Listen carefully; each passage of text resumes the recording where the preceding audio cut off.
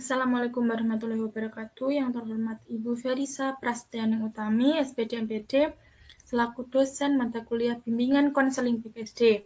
Di sini saya, Ana Ekawati Sutarno Putri, NPM 2054067, akan mempresentasikan tentang pembiasaan literasi dalam meningkatkan proses belajar anak. Sebelumnya, saya akan share screen terlebih dahulu.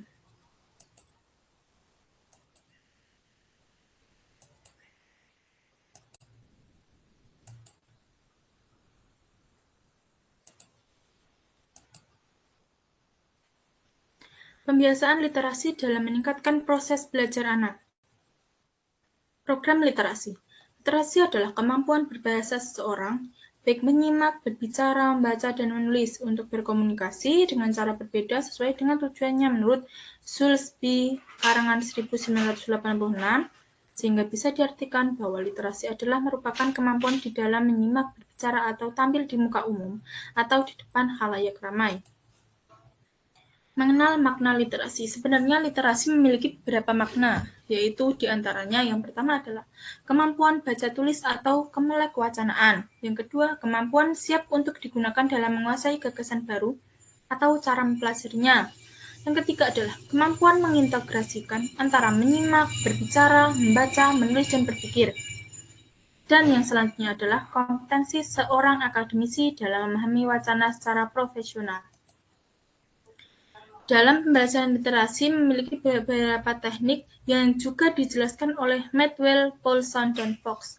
Yang pertama adalah pembelajaran terprogram yang membelajarkan kode-kode bahasa yang merujuk pada fitur-fitur yang ada pada kata, kalimat, dan teks leveling. Yang kedua adalah penciptaan lingkungan melek literasi. Yang ketiga adalah penyediaan berbagai model dan contoh praktik keaksaraan yang efektif, baik yang disediakan oleh pendidik maupun peserta didik. Yang keempat adalah penggunaan pujian dan kritik yang membangun dalam menanggapi karya literasi anak dengan maksud untuk mengkonsolidasi keberhasilan, mengoreksi kesalahan, dan meningkatkan kemampuan literasi. Yang kelima adalah desain dan penyediaan fokus dengan konten akademik yang akan melibatkan perhatian penuh anak-anak dan antusiasme mereka. Yang keenam adalah pemantauan secara terus-menerus kemajuan anak-anak melalui tugas-tugas yang diberikan dan penggunaan penilaian informal.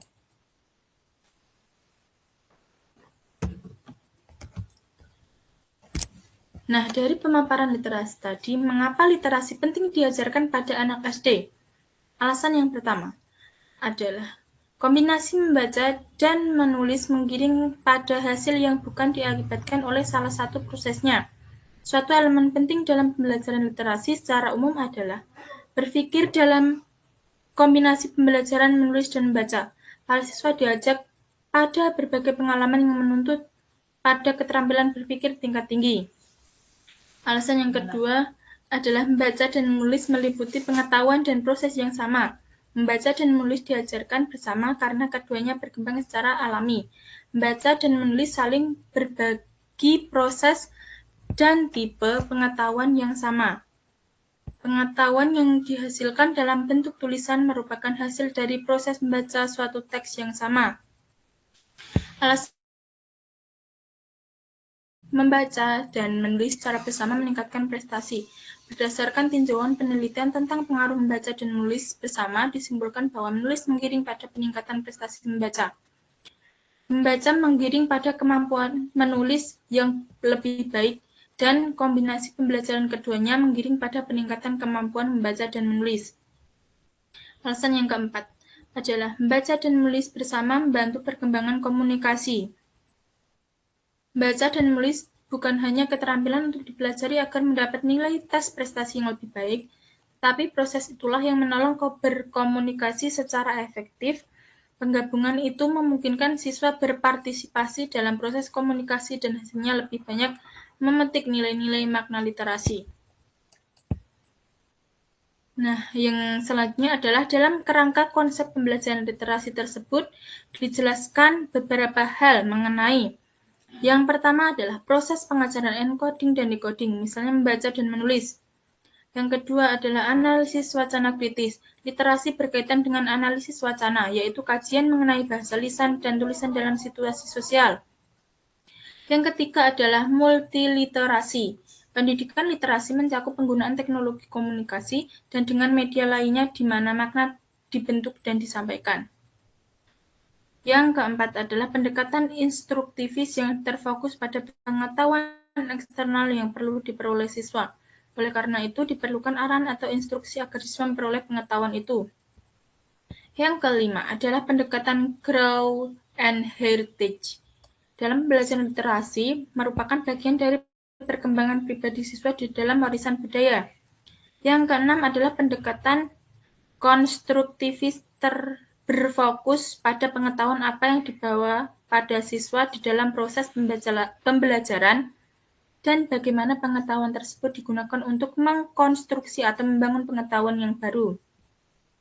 Yang ketujuh adalah teori genre, kerangka untuk memahami berbagai jenis teks dan makna yang menjadi ciri fitur teks-teks tersebut.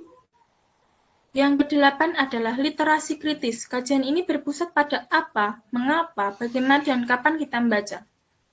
Yang kesembilan, yang terakhir adalah pendekatan kritis budaya. Pada pembelajaran literasi membaca dan menulis merupakan bagian dari pengalaman kehidupan sosial siswa yang mendorong siswa agar menjadi seseorang yang mempunyai kemampuan untuk menganalisis suatu teks. Nah, dari pemaparan literasi yang tadi, sebenarnya hubungan literasi dengan prestasi belajar dapat dibahas dalam pembabaran berikut ini, yaitu dalam meningkatkan prestasi belajar ada berbagai cara yang harus dilakukan, diantaranya adalah program literasi, yang mana program literasi ini merupakan faktor eksternal atau suatu yang dapat mempengaruhi atau bahkan dapat meningkatkan prestasi belajar siswa dari luar. Kesimpulannya, yaitu hubungan antara literasi dengan prestasi belajar, yakni siswa yang literasinya baik, prestasi belajarnya pun juga baik. Begitu juga siswa yang literasinya semakin baik, mereka mendapatkan hasil prestasi semakin baik pula. Nah, itu tadi presentasi dari saya. Sekian, bila ada salah mohon maaf. Wassalamualaikum warahmatullahi wabarakatuh.